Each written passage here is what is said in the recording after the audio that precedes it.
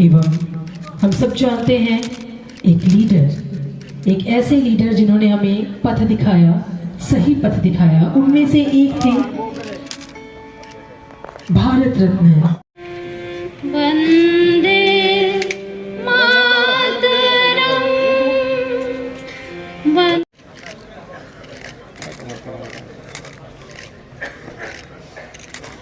एवं हम सब जानते हैं एक लीडर, एक ऐसे लीडर जिन्होंने हमें पथ दिखाया, सही पथ दिखाया। उनमें से एक थे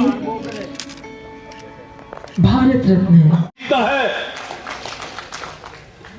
हम गर्व महसूस करते हैं कि एक सत्य के राह पे चलने वाला, जिसका आगे पीछे कोई बिंदु, कोई भय नहीं है। किस चीज का भय? ना ईडी का भय, ना सीबीआई का भय, ना इनकम टैक्स का भय। राहुल जी का कोई डर भय नहीं है। एक ईमानदार, सीधा साधा एक इंसान जो देश को आगे ले जाने का सपना देख रहा है। अगर हम लोग काम करेंगे तभी ना हमारा पसंदीदा लोग देश का जिम्मा हम उनको दे सकते हैं। ये हमारा चैलेंज है और हमें पूरा विश्वास युवा शक्ति के ऊपर है। चाहे सप्तरंग, रेनबो कलर जो भी हो, भाषा जो भी हो, ये अरुणाचल से आए हुए भाई लोग हमारा भाई है, युवा कार्यकर्ता हमारा भाई है, मित्र है। इनका दुख, इनका सुख किस हमारा बराबर उनके साथ रहना है। मिजोरम से आए हुए, मणिपुर जल रहा है, कोई देखने वाला नहीं है। इनके इस मुसीबत के समय हम सब एकजुट रह के इनके स्वार्थ में काम करना है ताकि वहां पे शांति लौट सके। नागालैंड वाले का दुख सुख में हमको रहना चाहिए। ये आज का दिन के ये सप्तरंग जो है, इसका तभी इस आज का कन्वेंशन का हम बहुत सक्सेसफुल होगा अगर ये मानसिकता हमारे जन प्राप्त करे कि हम एकजुट होके कांग्रेस को आगे ले जाने के बारे में सोचेंगे और कांग्रेस को मजबूत करेंगे। चाहे छोटा मोटा इधर उधर का, ये तो नेताजी और महात्मा गांधी के जमाने में भी थोड़ा बहुत इधर उधर का हुआ करता था। कोई पेशी शक्ति के ऊपर भरोसा था, किसी को अहिंसा के ऊपर भरोसा था, लेकिन दोनों का राह, दोनों का मंजिल एक था कि देश को ब्रिटिश से शासन से मुक्त करना है। तो हमारा लक्ष्य एक है। जो नागालैंड से आए हुए हैं, जो असम से आए हुए हैं, जो मिजोरम से आए हुए हैं, मिजोरम का चीफ मिनिस्टर जाके सुनिए, बहुत सक्रिय है। सिर्फ हमारा विभाजित शक्ति देश में नहीं, फंडामेंटलिस्ट फोर्स सिर्फ हमारे देश में नहीं है, भाजपा के रूप में, आरएसएस के रूप में नहीं, वहां पे भी फंडामेंटलिस्ट फोर्सेस है, आवर नेबरिंग कंट्रीज, जिसका आंख नॉर्थ ईस्टर्न स्टेट्स में है। किस तरह से अशांति फैलाया जाए, कैसे नॉर्थ ईस्ट को तोड़ा जाए, नॉर्थ ईस्ट को एक्सट्रीमिस्ट से मुक्त है, नॉर्थ ईस्ट को फिर से कैसे एक्सट्रीमिस्ट द्वारा इसको डिस्टर्ब किया जाए, ये षड्यंत्र अभी भी रचते हो रहे हैं across the border with in the country. Example ये मणिपुर है। तभी तो मिजोरम का चीफ मिनिस्टर जाके अमेरिका का बोलता है कि वहां पे मिजोरम, नागालैंड और कुछ मेघालय का एक और देश बनाने का सपना वो लोग, मिजोरम का चीफ मिनिस्टर देखता है और वो ये भाषण वहां पे देता है। क्या इस देश को आप तोड़ना चाहते हो? तो देश के खिलाफ षड्यंत्र देश में भी हो रहा है और बाहर में भी हो। ये लड़ाई हमको लड़ना है भाई और बहनों, मेरे युवा कार्यकर्ता, चलो हाथ में हाथ डाल के, कंधे पे कंधे रख के हम लोग ये लड़ाई लड़े ताकि हम देश को आगे ले जा सके। युवा कांग्रेस शक्तिशाली हो, जो सपना, जो जिस अंगीकारबद्ध हो के आप लोग यहाँ पे आज ये कन्वेंशन आयोजित कर रहे हो, हमें पूरा उम्मीद है कि आने वाले दिन में युवा ही राज करेंगे देश में। हमारा भी तो, मैं तो अभी भी मानता हूं, कुछ दिन पहले मैं तो युवा कांग्रेस अध्यक्ष था स्टेट का। अरे हार्डली फ्यू डेज अगो, अभी वो जमाना नहीं है। और मैं दिल से चाहता हूं, बिलीव मी, मैं दिल से चाहता हूं पॉलिटिक्स को अलविदा करने से पहले मैं युवा शक्ति को स्थापित करके मैं पॉलिटिक्स का अलविदा करूं, ये पृथ्वी छोड़ू। So my dear friends, my dear youth leaders of my state, It is only the Congress party who will give you indulgence in politics, who will stabilize you in politics, who will establish you in politics, ताकि you can deliver the best of your ability for the people of the state and people of the country. Good luck to all of you. Are you ready to fight, brothers? Are you ready to strengthen the Youth Congress?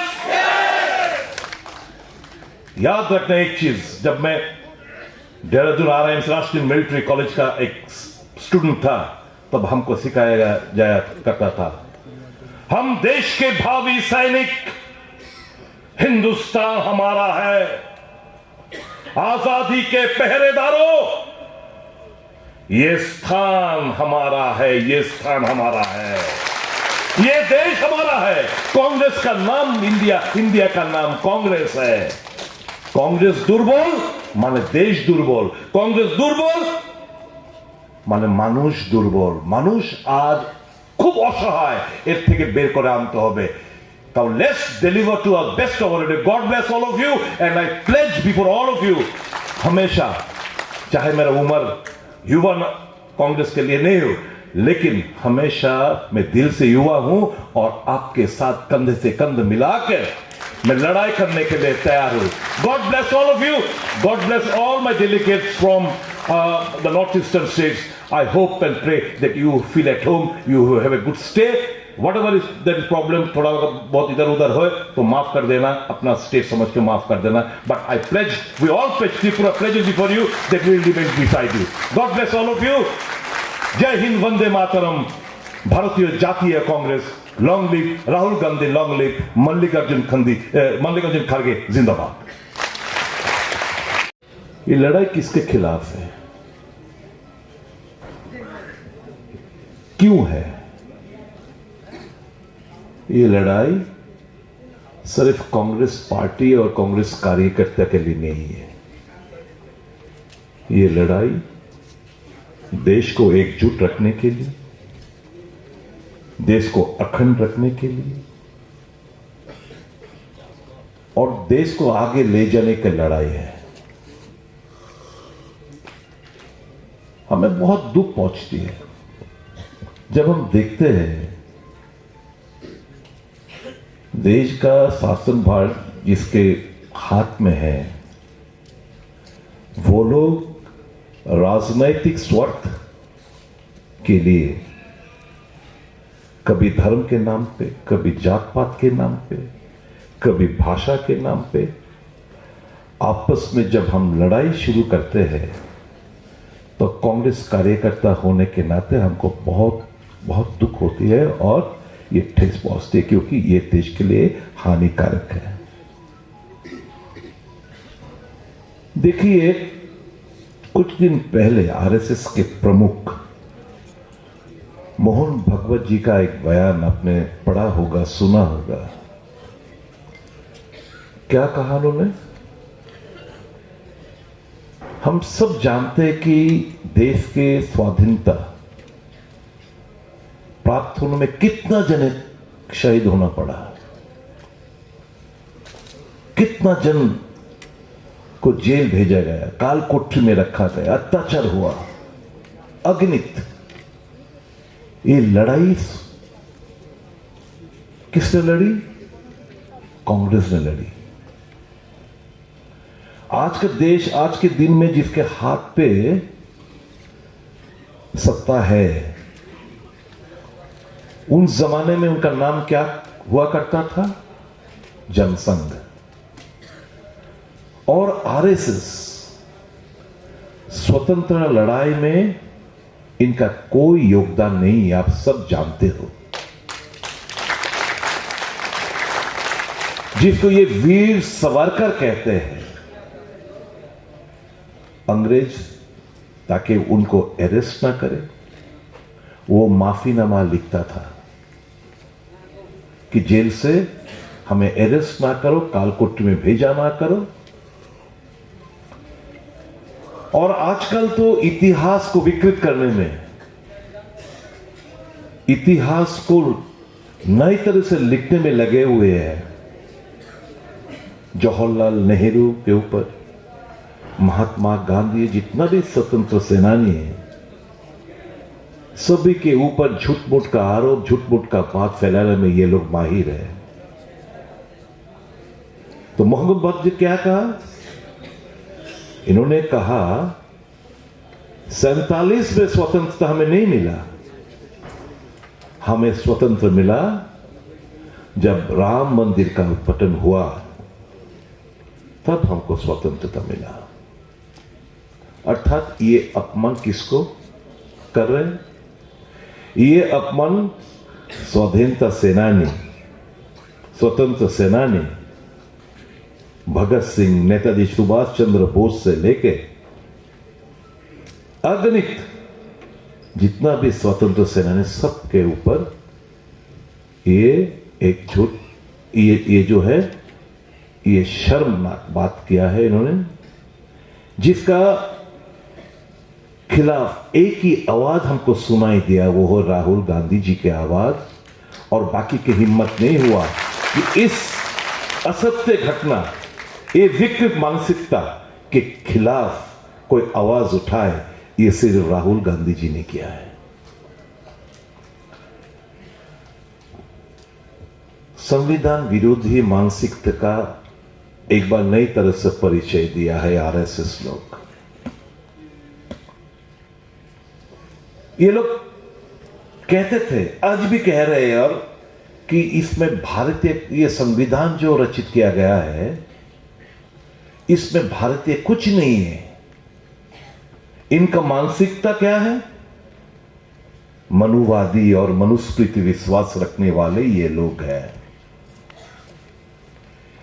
When the country was progressing by leaps and bounds during the tenure of Dr. Manmohan Singh ji and erstwhile former Prime Minister Rajiv Gandhi ji, presently we are living in a medieval period. हमारा सोच उस जमाने में जहां के जात पात के नाम पर ऐसे लोग मंदिर में जाना मत, इस कुएं से पानी मत पियो, इस रास्ते से मत चलो, जब ये चिंताधारा प्रकट था, ये आरएसएस और बीजेपी, ये लोग उस जमाने में भारतवर्ष को ले जाना चाहते हैं और धर्म के नाम पे, जात पात के नाम पे आपस में लड़ाई लड़ना चाहते हैं ताकि उनको हमेशा सत्ता बरकरार रखे। सिर्फ कांग्रेस पार्टी ही लड़ रही, और सिर्फ ये लड़ाई अपने स्वार्थ के लिए नहीं है। हमें पूरा याद है उदयपुर में जो चिंतन बैठक, हमारा बहुत सब्जेक्ट कमेटी हुआ था, कई जने दिग्गज नेता लोग, मैडम सोनिया जी प्रिसाइड कर रहे थे, मैडम बीजेपी को लड़ने के लिए हमें सॉफ्ट हिंदुत्व लाइन लेना चाहिए। बहुत जने, दिग्विजय सिंह से लेकर बहुत जने इन्हें प्रस्ताव रखा, तो मैडम ने तुरंत बंद करके बोला, सुनिए, चाहे हम पावर में रहे ना रहे, आए ना आए, कांग्रेस अपना आइडियोलॉजी एक एक बूंद, एक इंच भी हम कोई कॉम्प्रोमाइज करने वाले नहीं है। हम जिस आदर्श के ऊपर हम इतना साल तक चलते रहे, उस रास्ते पे, उस मार्ग पे हम चलते रहेंगे।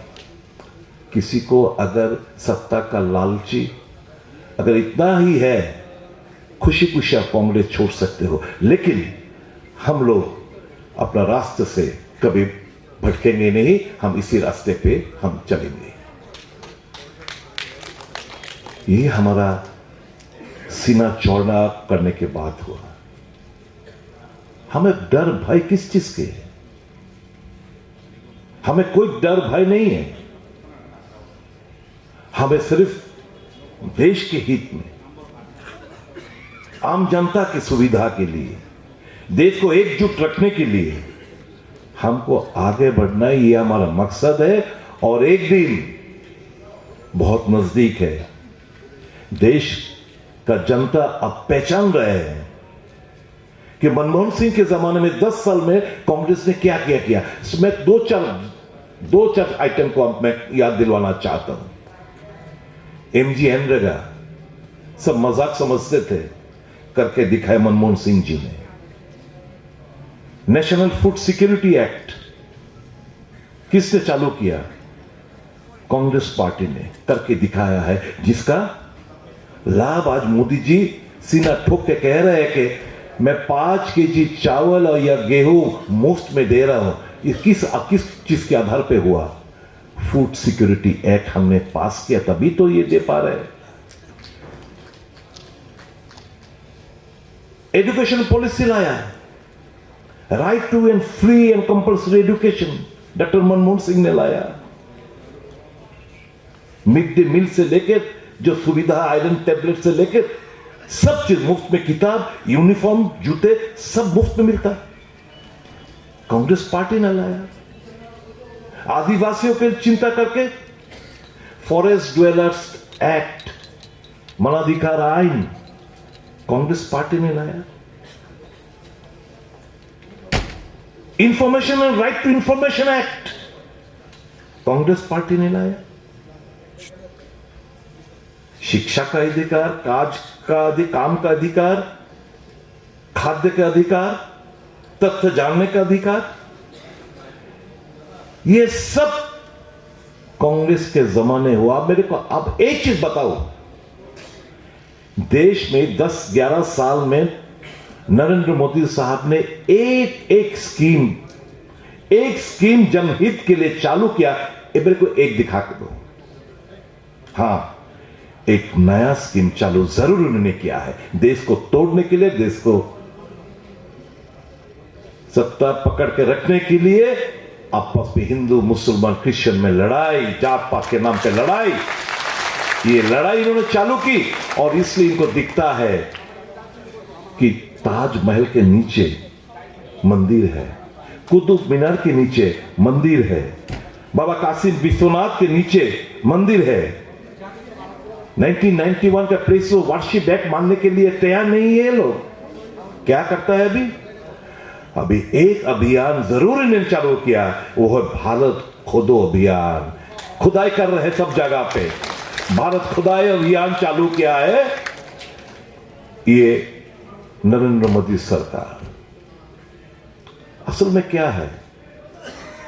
असल में एक चीज, ये अगर हमारा गलती है तो हम स्वीकार करते हैं।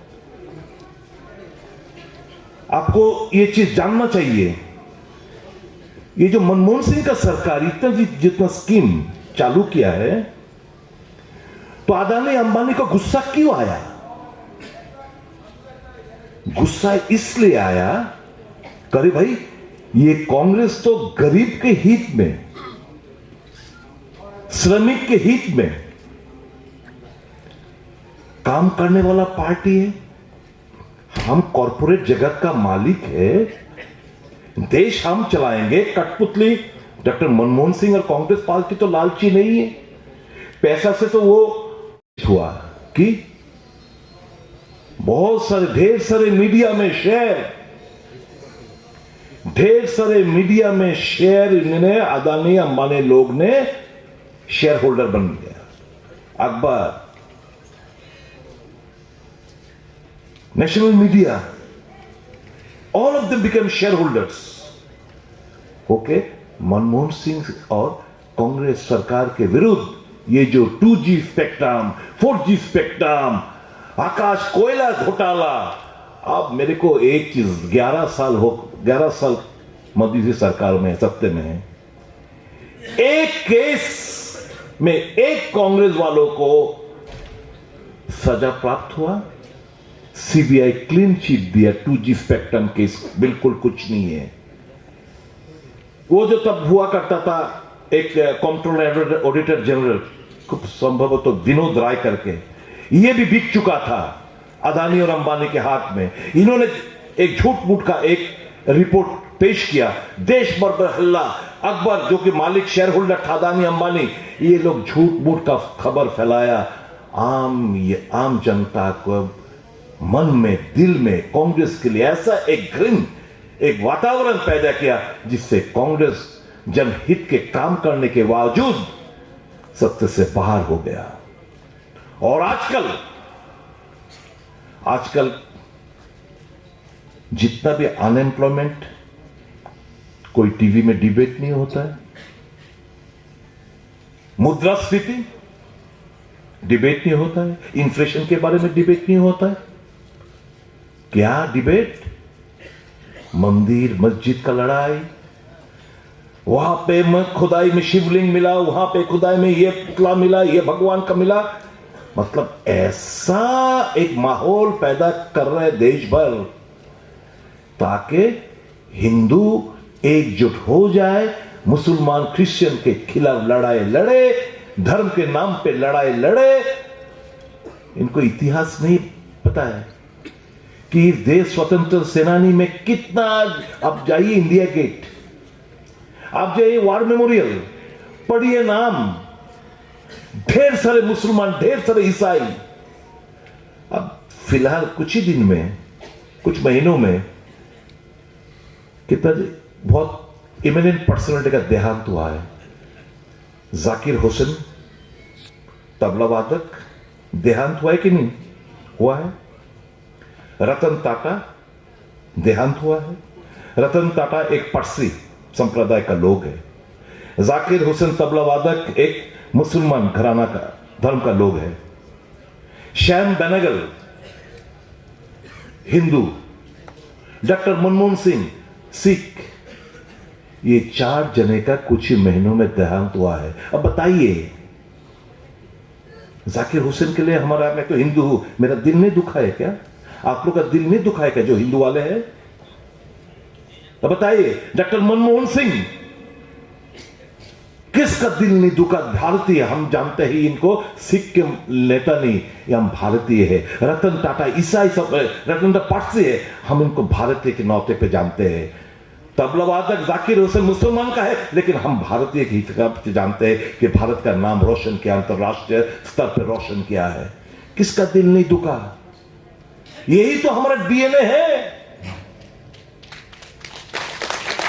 यही तो हमको सिखाया गया। पूर्वज लोग ने यही तो सिखा के गया कि देश, चाहे हम धर्म, यूनिटी इन डाइवर्सिटी, भाषा अलग है, खाद्य अभ्यास अलग है, कपड़ा पहनना अलग है, लेकिन हम भारतीय एक नाते एकजुट होकर रहेंगे, देश को आगे ले जाएंगे।